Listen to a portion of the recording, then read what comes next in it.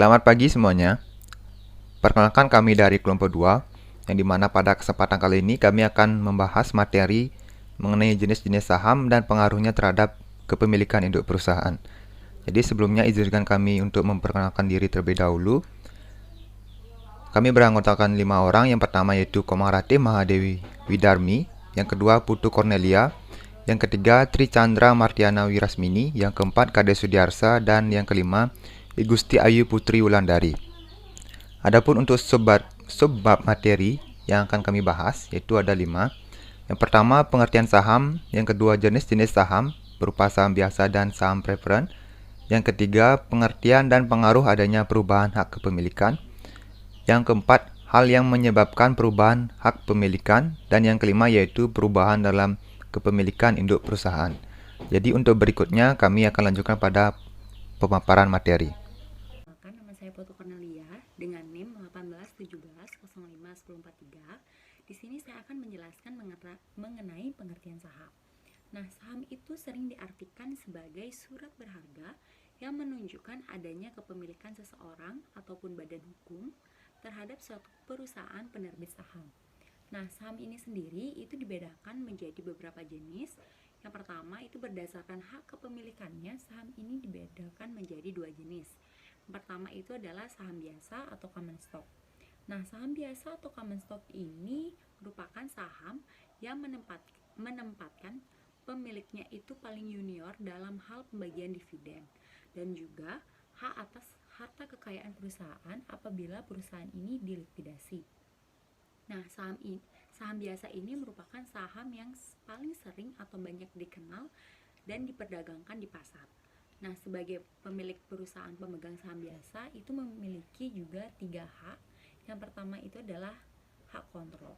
Nah, hak kontrol itu merupakan di mana pemegang saham biasa itu mempunyai hak untuk memilih dewan direksi.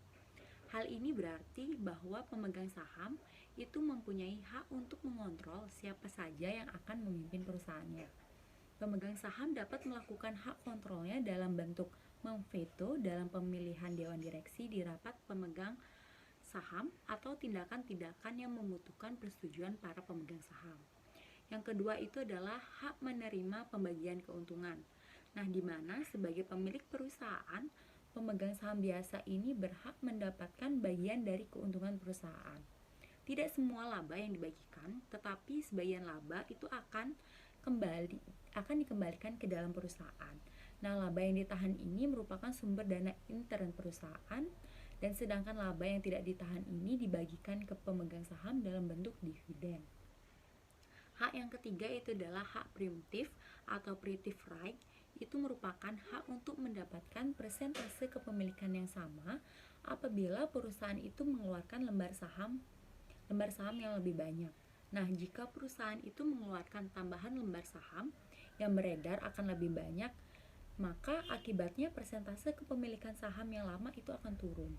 Nah, hak preemptif inilah yang dapat memberikan prioritas kepada pemegang saham yang lama untuk membeli tambahan saham baru, sehingga persentase kepemilikannya itu tidak akan berubah. Baik, sekian dari penjelasan saya. Terima kasih. Selanjutnya akan dilanjutkan oleh rekan saya. Perkenalkan, nama saya Kade Sudiarsa dengan 4 digit NIM terakhir saya 1072. Pada kesempatan kali ini saya akan menjelaskan mengenai saham preferen. Adapun saham preferen ini dapat kita artikan sebagai surat berharga yang dimana dijual oleh suatu perusahaan dengan menunjukkan nilai nominal baik itu rupiah, dolar atau yang lainnya, yang dapat memberi hak bagi pemegangnya ini lebih dari hak pemegang saham biasa. Hal ini berupa pembayaran dividen serta saat terjadi likuidasi aset.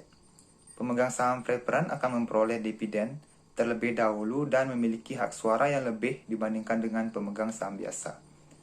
Untuk saham preferen ini merupakan saham yang memiliki karakteristik yaitu gabungan antara obligasi dan juga saham biasa. Alasannya yaitu dapat menghasilkan pendapatan tetap yaitu dari bunga obligasi, namun juga kemungkinan tidak mendapatkan hasil. Saham preferen sendiri bersifat kumulatif dan juga non-kumulatif. Saham preferen kumulatif mensyaratkan bahwa jika perusahaan gagal membayar, maka dividen diakumulasikan dan perusahaan tersebut harus menebusnya di lain waktu agar dapat membayar lagi dividen saham biasa. Sebaliknya, jika bersifat non-kumulatif, perusahaan tidak perlu membayarnya lagi di lain waktu. Untuk karakteristik dari saham preference sendiri ini ada dua, yaitu preference terhadap dividen dan juga preference pada waktu likuidasi. Untuk preference terhadap dividen, pemegang saham preference mempunyai hak untuk menerima dividen terlebih dahulu dibandingkan dengan pemegang saham biasa. Saham preference sendiri umumnya memberikan hak dividen kumulatif, yaitu memberikan hak kepada pemegangnya untuk menerima dividen tahun-tahun sebelumnya yang belum dibayarkan dan dibayarkan sebelum pemegang saham biasa menerima dividennya. Untuk preference pada waktu likuidasi sendiri, saham preference mempunyai hak terlebih dahulu atas aktiva perusahaan dibandingkan dengan hak yang dimiliki oleh saham biasa pada saat terjadi likuidasi. Besarnya hak aktiva adalah sebesar nilai nominal saham preference, termasuk semua dividen yang belum dibayarkan jika bersifat kumulatif. Selanjutnya akan dilanjutkan oleh penyaji berikutnya. Perkenalkan, nama saya Igusti Ayu Putri Wulandari dengan NIM 1817051081. Pada kesempatan kali ini, saya selaku penyaji ketiga akan memaparkan materi terkait pengertian dan pengaruh adanya perubahan hak pemilikan. Jadi seperti yang kita ketahui, penggabungan usaha merupakan suatu usaha untuk menggabungkan suatu perusahaan dengan satu atau lebih perusahaan lain dengan cara menjadi satu kesatuan ekonomi. Dalam hal ini terdapat faktor-faktor yang perlu dipertimbangkan dalam menentukan dasar yang digunakan untuk menentukan kontribusi dari masing-masing pihak yang melakukan atau mengadakan penggabungan usaha. Faktor tersebut dapat dibagi menjadi dua. Untuk faktor yang pertama, yaitu penggabungan perusahaan dengan mengeluarkan satu jenis modal saham, sedangkan faktor yang kedua, penggabungan perusahaan dengan mengeluarkan dua atau lebih jenis modal saham. Nah, terkait dengan faktor yang pertama, jadi apabila kemampuan dari masing-masing perusahaan dalam memperoleh laba relatif sama dan hanya satu jenis modal saham yang dikeluarkan dalam rangka penggabungan usaha, maka dalam hal ini, saham yang dibagikan akan sesuai dengan jumlah kekayaan bersih yang diserahkan. Dan apabila kemampuan dalam memperoleh laba dari masing-masing perusahaan berbeda dan hanya satu jenis modal saham yang dikeluarkan, maka dalam hal ini modal saham dibagikan selain dengan menyesuaikan dari kekayaan bersih yang diserahkan, perlu juga diperhitungkan adanya kemampuan lebih atau goodwill dari masing-masing pihak. Nah, untuk faktor yang kedua, jadi adapun cara untuk mengalokasikan saham yang dibagikan. Terkait dengan penggabungan perusahaan dengan mengeluarkan dua atau lebih jenis modal saham, ada tiga cara. Yang pertama yaitu keuntungan relatif, dalam hal ini harus dikapitalisasikan dengan persentase tertentu. Kemudian, cara yang kedua, saham prioritas, dalam hal ini harus dikeluarkan atau dibagikan sesuai dengan jumlah kekayaan real yang diserahkan. Dan cara yang ketiga, yakni saham biasa harus dikeluarkan sebesar selisih antara modal saham yang dikeluarkan kemudian dikurangi dengan modal saham prioritas. Nah, jadi berdasarkan hal tersebut dapat diketahui bahwa kepemilikan perusahaan induk terhadap perusahaan anak dalam hal ini dapat berubah-ubah sesuai dengan adanya penjualan saham tambahan dari perusahaan anak. Jadi, perusahaan anak dalam hal ini menjual saham tambahan atau dengan kata lain, perusahaan anak menjual saham miliknya sendiri.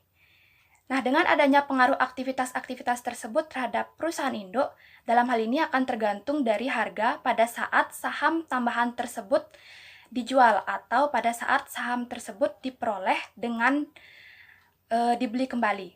Nah, jadi adanya perubahan saldo dari rekening investasi saham-saham pada perusahaan anak dalam hal ini tidak tergantung dari adanya perubahan nilai investasi seperti halnya pada metode equity.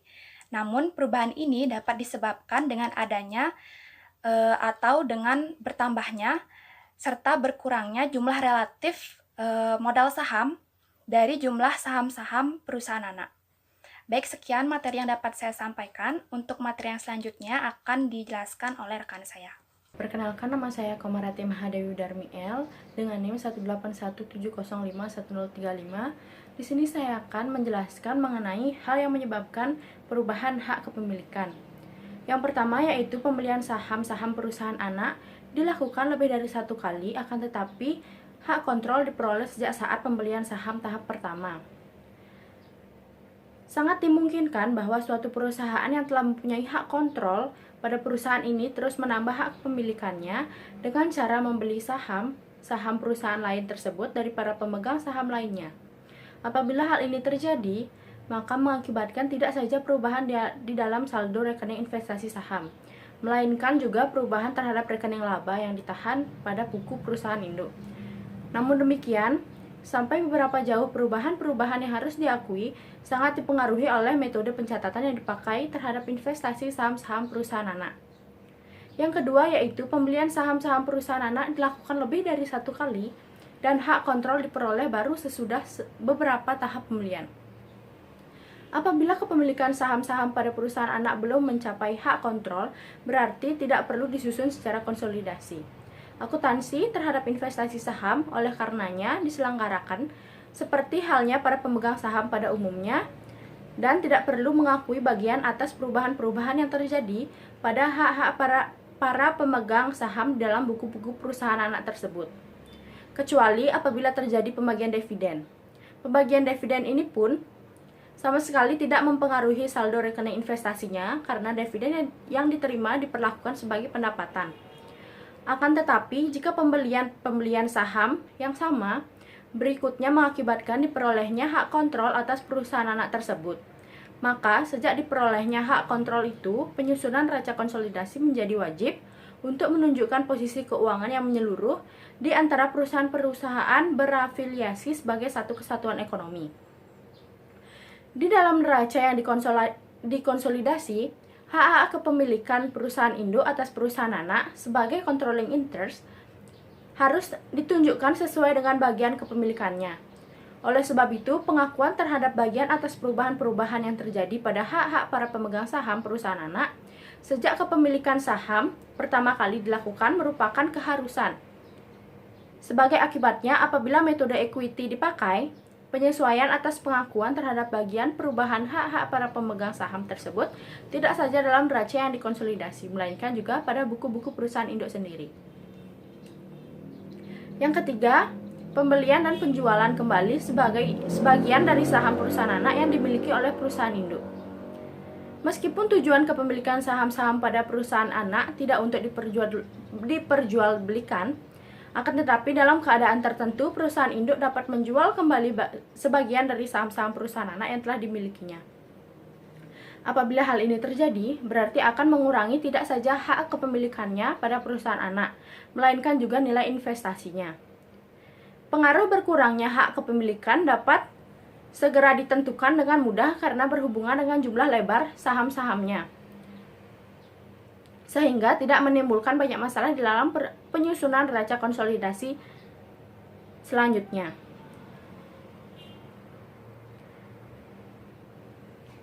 Yang keempat yaitu emisi saham dan atau penarikan kembali saham-saham perusahaan anak yang mempengaruhi hak-hak pemilikan perusahaan anak induk.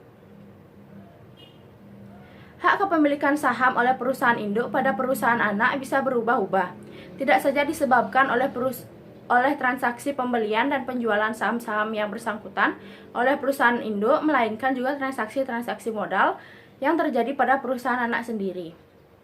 Transaksi-transaksi pada perusahaan anak akan mempengaruhi secara tidak langsung pada bagian kepemilikan saham induk. Pengeluaran saham-saham baru atau emisi saham oleh perusahaan anak misalnya akan mengakibatkan berkurangnya hak-hak pemilikan perusahaan induk. Apabila atas emisi saham tersebut perusahaan induk tidak berhasil memperoleh atau memiliki saham-saham yang baru tersebut dengan persentase pemilikannya semula. Yang terakhir yaitu transaksi-transaksi saham yang ditarik dari peredaran atau treasury stock pada perusahaan anak. Kadang-kadang dijumpai suatu perusahaan menarik kembali dari peredaran terhadap modal sahamnya, akan tetapi tidak dimaksudkan sebagai pelunasan melainkan untuk dijual kembali. Saham-saham yang ditarik dari peredaran biasanya dicatat sesuai dengan harga perolehannya atau harga belinya. Apabila perusahaan induk membeli sebagian besar saham perusahaan anak dan ada sebagian saham perusahaan anak yang ditarik dari peredaran, maka hak kepemilikan perusahaan induk dihitung berdasarkan atas jumlah saham yang beredar. Sekian penjelasan yang dapat saya sampaikan. Jika ada salah kata, saya mohon maaf. Terima kasih. Baik, terima kasih atas waktu yang telah diberikan kepada saya. Perkenalkan, nama saya Tri Chandra Martiana Rasmini dengan 4 di belakang 1064. Jadi saya akan melanjutkan presentasi mengenai perubahan dalam kepemilikan unit perusahaan. Pada materi ini terdapat 6 jenis. Yang pertama adalah pembelian saham tambahan oleh induk perusahaan dari non-afiliasi. Jadi, induk perusahaan dapat membeli saham anak perusahaan pada beberapa titik waktu yang berbeda. Ketika kendali sudah tercapai, maka seluruh investasi dinilai berdasarkan nilai wajar pada tanggal ketika pengendalian tercapai dan kemudian proses konsolidasi. Yang kedua adalah penjualan saham anak perusahaan oleh induk perusahaan ke non-afiliasi. Jadi, saat perusahaan menjual sebagian atau seluruh investasinya, maka sering timbul keuntungan atau kerugian dan dicatat dalam pembukuan penjualan.